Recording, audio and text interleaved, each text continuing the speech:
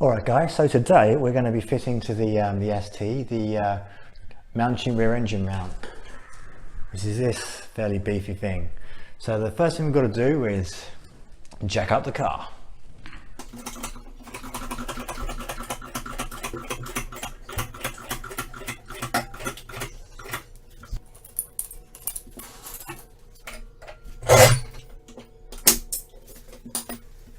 Well, that's the car up in the air, and it is not as much clearance as I wanted, but we'll get jacked up on the other side and put it on the axle stands, and we'll see if we can get the crawler in under there, but I may have to slide it in on my backside.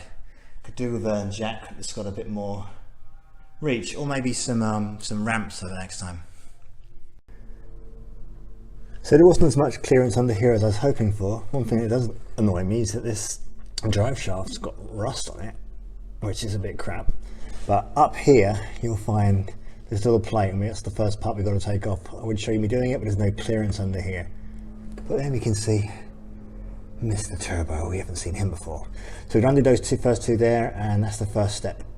You're going to remove those two nuts with the 30mm, and underneath them you're going to have these little top hats.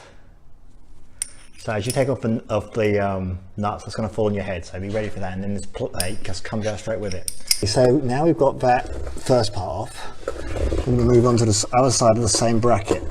So if I just pan down, we're going to take out those two bolts there, they're both 13mm as well, and that will allow us to remove that section and actually get to the rear engine mount, which is just there. Okay, so now we're going to start on the actual motor mount. We're going to take off these two bolts. That's the front one and the back one. We're going to do the back one first. They're also 13mm. So with both those bolts out, I found the front one, this one here. I had to get a big breaker bar on it because it did not want to come off. Now Mountune, so you can drill out here to remove this thing, and if you loosen these other bolts, then you should be able to get it out. What a lot of people do, and what I'm going to do, is you can just remove these bolts, take this whole plate off, and then break it off on a vise with a big hammer. So we're going to loosen this guy here and this guy here and remove this whole bracket. Still 13mm. So okay, so here is the mount out of the car. Here is the Mountune one for comparison. You see there, it's bigger, but there's not a big difference, but there's like no movement here on the Mountune one, whereas I found on the stock one you can literally, this rubber is not, you can see there, but I can actually move this with my hand just about. So that's where, where the improvement's going to be. So I've got it in here with the bracket here, and I've got to knock this off. I'm going to have a go with the mallet. Hopefully it'll come straight off, and if it doesn't work with the mallet I might have to go with the hammer. It's not in tight enough. Well, I'm going to put my phone down so I can concentrate on this, but yeah, apparently you can just hit it a couple of times with a hammer and then that will come right out and we can start reassembling. Okay, so now that that bracket is off the mount, I can now reattach this. I had to hit it about 5 times with the mallet, but now it's off, so we can put it straight back on the car using the original hardware. I'm also going to put a little bit of copper grease on this as we reassemble everything. Okay, so we're ready to put the Mountune mount in now.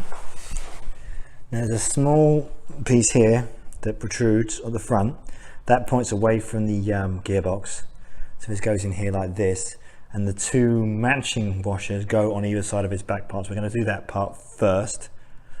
They're both going to go like this, and the one with the smaller hole, which is the bigger one, goes on the opposite side to this at the front, but we'll do that bit in a minute.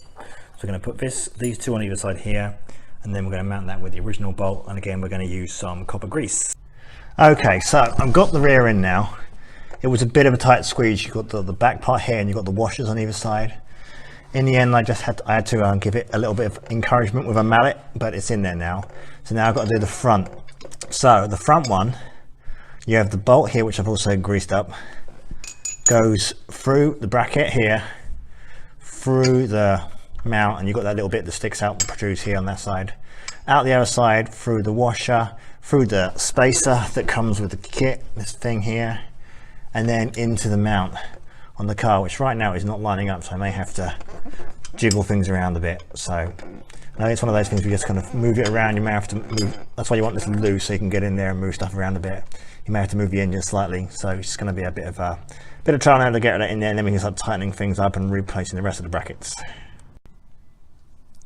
Okay, so now I've got the bolts in there. It wasn't actually that difficult. It just took a little bit of moving things around, make sure things were nice and loose. I'm now going to torque the main two big bolts that go through the rear motor mount. They have to be up to 52 foot-pounds. It's about about 70 newton meters. So I'm going to put that on. Got my trusty torque wrench. So I'm going to get in there and get those tightened up, and we're always ready to start putting the brackets in, which for some reason have a very strange order in which you have to put like the bolts in exactly the right order. So we're going to go through and go over that as well. Okay, so that now in and torqued up, we can start refitting the brackets that go up here to the downpipe. I'm going to do the big one first, and then the little small one which goes up here with the top hats on it. Just going to put it in loosely so we can, because we've got to tighten those up in the correct order. Okay, so the bracket's now in, but very, very loosely. Now we have to do the rest of these bolts up in a certain order. First one we're going to do is this one here, and then this one, so moving away from the engine mount. And they have to be done at 24 newton meters, so I'm going to get in there and get those. Probably going to want a reasonably long extension. Okay, with those ones tightened up there, I've now got to do these two. And we start with this one at the front of the car, and then the one further back, and they're going to be done up to the same torque as the ones we just did on the top part, and then that'll be it.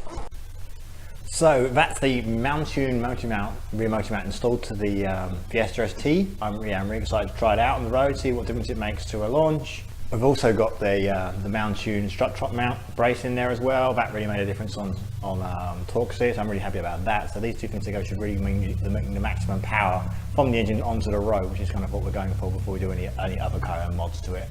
But yeah, it wasn't too difficult. Definitely need a deep socket and